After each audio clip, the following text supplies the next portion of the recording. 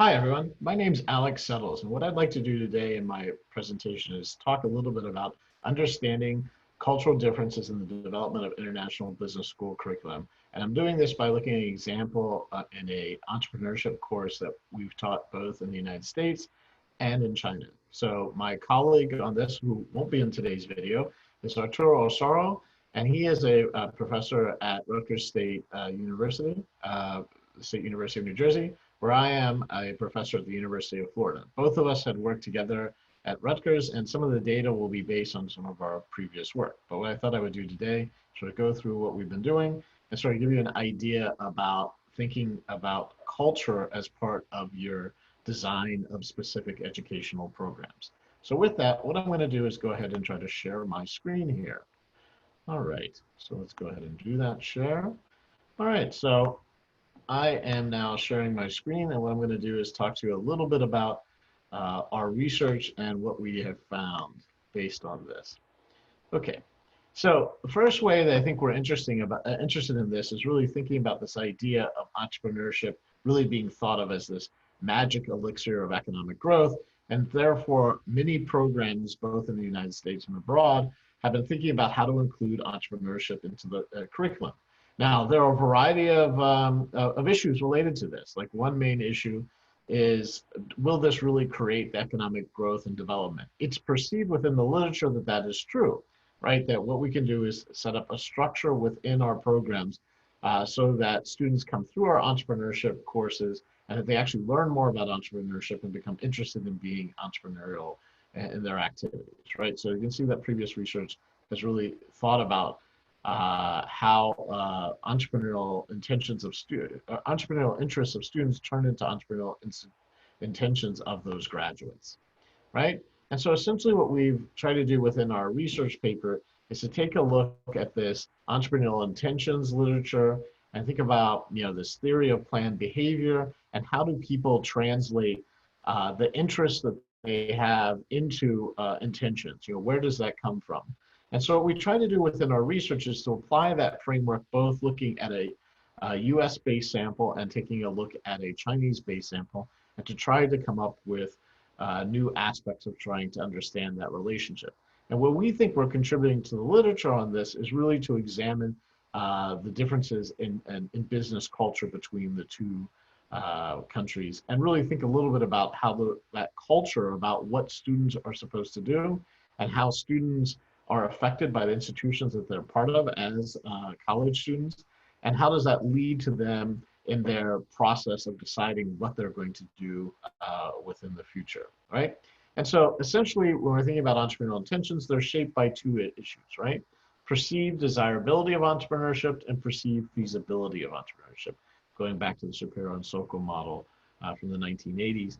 And what we can do is think about how this desirability are influenced by exogenous factors, right? Looking at personality traits, demographics, and external support. Those are all aspects of shaping that, right? So when we're thinking about moving forward, we also find, if we take a look at the literature, that there's some inconsistent results from previous research on institutional support. It's one of the things that I and my colleague, we've been interested in this, of how does the university framework shape entrepreneurial intentions of the students? I'm sure many of you who teach entrepreneurship have found this to be true as you teach entrepreneurship, that it in many ways discourages people from wanting to continue in entrepreneurship. I think we do spend a bit of time telling people about how difficult entrepreneurship and tell people about the story of how entrepreneurs went through the whole process of developing their firm. And in many cases, I think that does discourage people. And so we wanted to see systematically if there was a relationship between the institutional support and how well or how likely it was for students to continue to develop their entrepreneurial intentions, to really decide to do this, right? But the results are mixed. Like, so for us, we've done this previously just looking at in the United States, and we found in our own research that, when we're trying to consider these different factors, we found that things outside of the university also play a role, right? So within the American context, you see when there was limited support within the ecosystem around universities, students are not necessarily able to translate their desires, their desirability into intentions, right? And so you can see many universities are trying to adapt that. One of the things that we thought about in our previous research is thinking about how family shapes this. So we've tried to continue to include this variable in our discussion. In our research that we did in the United States, with a US sample, we found that family did play a role, right? Because I mean, you see this in the literature when you're talking about the connections that students have with their family for economic and emotional connections. Also, they can provide resources that help an individual decide whether or not they're going to invest in an entrepreneurial activity, right? So there is a real role. We found that to be true in some of our other work. We also wanted to see if that was true in this cross-cultural context. So thinking a bit about culture and how it plays a role in what people are going to do as far as their entrepreneurial intentions, right? One thing that we discuss, I think, quite a bit in the entrepreneurial literature and entrepreneurial teaching is that the American culture is very supportive of entrepreneurial activity, right? And that this seems to be something that's held up in the literature, that a supportive culture leads to higher levels of entrepreneurial behavior. Cultures with high levels of power distance, individualism, masculine, and low levels of uncertainty have been theorized to create a positive environment for entrepreneurial activity. And we've seen this in some of the research. And so if that affects the general business culture, we are theorizing that this affects how students perceive entrepreneurship. I know this from other research I've done in other countries where entrepreneurship is seen as being a negative aspect of business, that it does drag on entrepreneurial intentions of university students. And we wanted to see in our data set, in our research, if whether or not this would be borne out in the data that we collected. All right, so how do we go about doing this, right? So we set up a survey that we did in 2 universities. One of the things we wanted to do is, one of the reasons we wanted to do this is we felt that in this study, we were able to control a lot of the other variables that might affect the transition from desirability and feasibility into actual entrepreneurial intentions. One good thing about this is that it was 2 entrepreneurial programs taught by the same university. And even more than this, it was the same course, the same materials, and the same instructor. So that was another component of our research design where we thought this would be interesting. So we're trying to eliminate, differences in how the instructor may have on how they're presenting entrepreneurship as a desirable or feasible activity. We also wanted to have some consistency about who the people were we were surveying. So all of the students passed the same criteria to be admitted into each one of the programs. The only real difference was is one group of those students was in China and the other group of the students was in the United States. There was some differences at their university level, some limited differences around the educational process. There were differences in institutional support for entrepreneurship. So we will see some of those variables that we tried to find those differences, and we see some evidence that there are differences in the the entrepreneurial ecosystem that the 2 universities created. But at the programmatic level, each university had the equivalent policy of promoting the entrepreneur, right? So there were some differences external to the organization, but within the organization, they're relatively same. So basically what we were doing with this research design was allow us to isolate the issues related to differences in culture and also in variations in family support across culture, right? So we were trying to find out how culture affects both of those aspects. Okay, so what's the sample? So this was done in multiple classes in 2 different time periods. They were not exactly the same, but they were in the same academic year. 379 students in China and 292 and 202 students in the United States, which led to 292 usable samples or usable questionnaires in the sample in China and 186 for the US sample. So the US sample had a slightly higher response rate where the surveys were actually completely filled out. Some of the differences in the sample, which we are trying to think a little bit about how that might affect. One difference is, of course, Chinese universities typically have students that are all in the traditional age bracket between 18 and 22. So there was very little variation in the age of students of our Chinese respondents, whereas the students at the US university represented a larger mix of non-traditional students, where they were, there were some that were significantly older and maybe a few that were a year or two older than the average age within the class, right? So that there's a little bit of difference there. And that's actually a difference within culture too, if you think about it. Okay, so here's basically our model. So we try to figure out things related to perceived family support, the perceived university support, which we broke down into educational support related to the educational program, the concept development support, so helping people actually start their businesses, and then once they've come up with their businesses, the level of support that the university was providing for students to actually start student-based entrepreneurial activities. And then we also had this variable perceived structural support within the society as a whole. And we saw those feeding into perceived desirability and perceived feasibility, which then led to entrepreneurial intentions, right? When you're thinking about how we conceptualize this entrepreneurial intention, we were basically looking at whether or not people had seriously considered starting their own business and whether or not they'll make this effort to do it.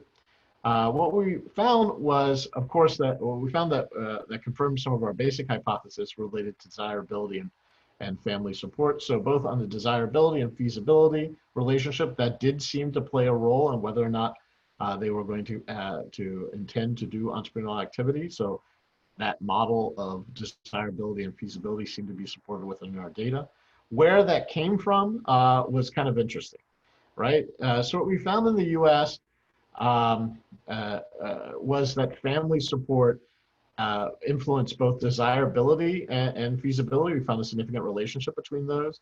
But in China, it was only in the perceived desirability where actually educational support played a bigger role in China. So one of the interesting things that we'll talk about here in the final slides is thinking about that difference between the Chinese sample and the US sample. And really one of the things that we've theorized, and this is where we see our contribution is that there is a difference within culture and thinking about how family support and institutional support provides, and educational support provides a framework for developing entrepreneurial intentions. And then we can feed this back into our entrepreneurial course design and the supports that universities are providing to really focus in on developing those aspects that encourage our students to engage in entrepreneurial activity.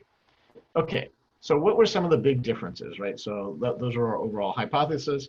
Family support was significant in the US and not significant in China in terms of perceived feasibility.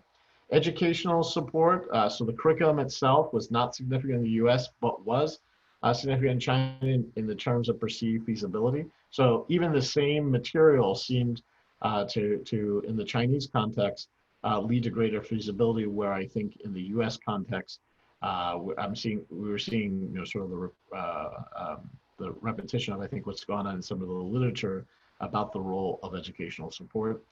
The perceived structural support was not significant in the US and significant but was significant in China in terms of perceived desirability of entrepreneurship support, or entrepreneurial desirability of entrepreneurship.